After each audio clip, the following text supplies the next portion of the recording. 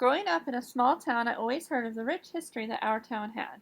Here are a few facts about Danville, Illinois, when it was founded and who it was named after. Danville was founded in 1827 and was named after Dan Beckwith. In the 1800s, coal mining was one of the most important industries in Danville. It was also known that coal was the most natural resource in Vermilion County. Before the turn of the century, Vermilion County was in a small town. I've always heard of the rich history that our town had. Here are a few facts about Danville. To get an idea of how coal was mined, I will explain briefly two ways that coal was mined in Danville. The two ways that coal was mined in Danville were in shafts and in strip mines. Strip mining is the easiest way to mine coal. It is where miners use shovels and dig out a coal bed. Shaft mining is where a large hole is dug into the ground until the coal is found. Holes are also dug throughout the shafts to supply air to the miners. A lot of time is taken to create the shafts for mining. Tracks are set up for coal cars to carry the coal out of the mines. Once they are transported out of the mines, they are weighed and then loaded on railroad cars. Early settlers first discovered coal, and this is when strip mining began. Coal mining began in 1855. The first coal mining company was called the Danville Coal Mining Company. Even though it was incorporated, the Danville Coal Mining Company was never operated. During the time of the coal mine owned by A.C. Daniel, it was said that coal mining was the chief industry of the town, and most of the residents were coal miners. One of the greatest known men in coal mining history was Michael Kelly. He owned a coal mine in Danville. This company was one of the greatest in the country. He was born in Ireland and came to the United States in 1858. Mr. Kelly worked in his father's mines. He decided to buy land in Grape Creek, and this is where he started his first mines. When he signed a contract with the Chicago and Eastern Illinois Railroad Company, this is when his production of coal picked up. Eventually, Mr. Kelly would own 6 mines across Vermilion County, Illinois. In 1903, he bought Himrod Coal Company. This made him the single largest producer of coal in Illinois. In 1905, he sold his companies to Senator William B. McKinley for the amount of $3 million. You will see on the screen a picture of Mr. Kelly. This map on the screen shows all the mines that are located in Danville, past mines and current mines. There are some mines that are on the map that are from the time period that I am doing my YouTube video on. You will see the map shows where these mines were located, a map, when they began and ended, where the mines were located in Danville, past mines and current mines. Throughout this class, I have learned that there were many different strikes in Illinois mines, and there was also strikes in the Danville mines. I found an article that was dated May 19, 1892. In the article, it was discussing how the miners were on strike in Danville. They wanted a wage that they could live on, and in a sense that was worth the risking their lives for every day.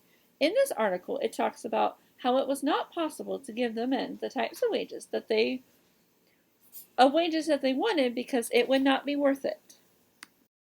The companies would not make any money from mining coal. If they paid the miners the types of wages, they would lose the money in the end.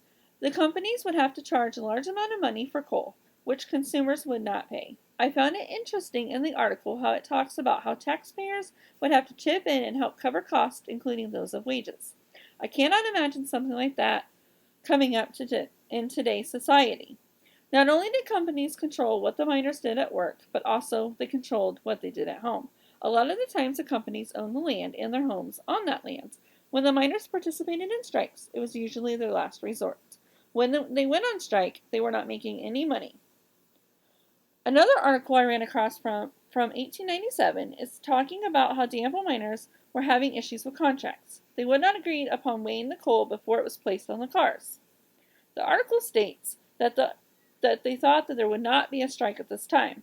I thought that was interesting. They could not agree on whether or not to weigh up the coal before putting it on the carts. It was incredibly dangerous to be a coal miner. It was incredibly difficult to see in the mines, and rocks would fall down on the miners. The miners would also develop lung issues. On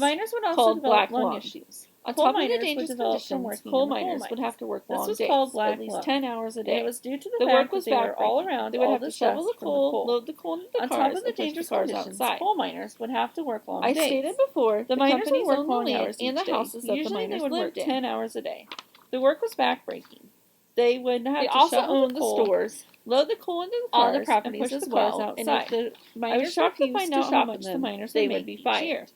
The yearly salary of a miner would be about $379.44.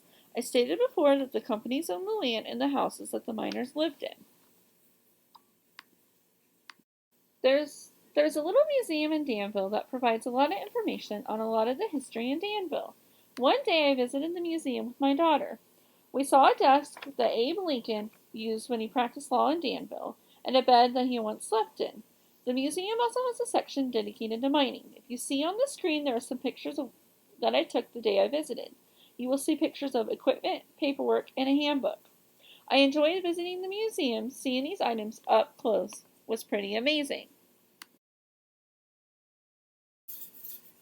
You will see a picture of the screen. It is a recreation of what a mine would look like. It is very dark and hard to see inside. It had lamps hung up on the side of the mine that were dimly lit. It was interesting to see what miners might have saw. Even though it was a recreation, it provided me with a lot of insight.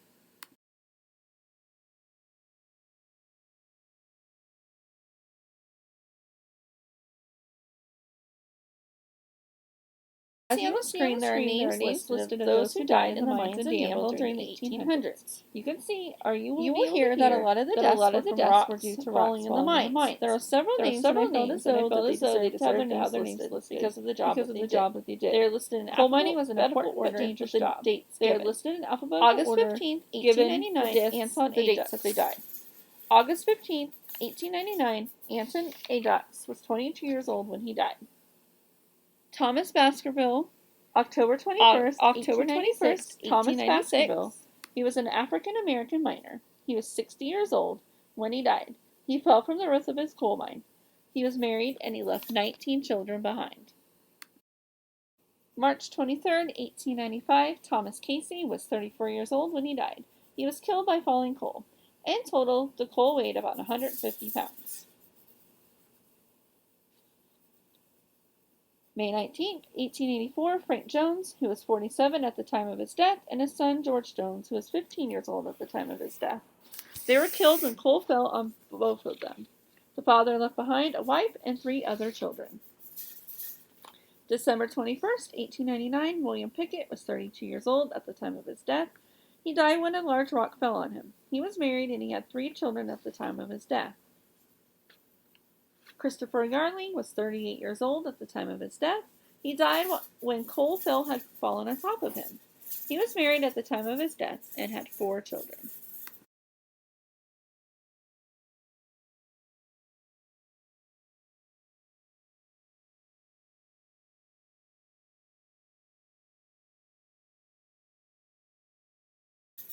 There were hundreds more of names of men that had died in mines in Vermilion County throughout the years. I only listed those who died in mines of Danville during the 1800s.